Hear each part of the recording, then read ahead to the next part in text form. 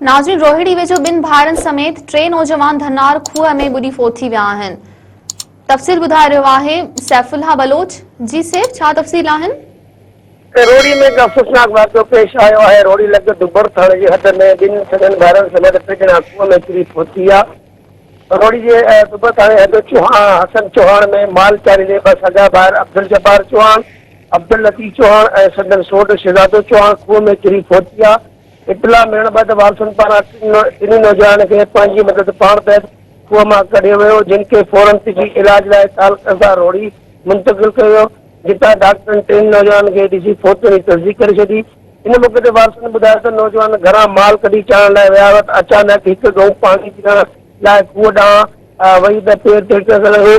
गऊं खूह में किरी पई ऐं कढण लाइ हिकु नौजवान खूह में लथो त ॿुॾी वियो।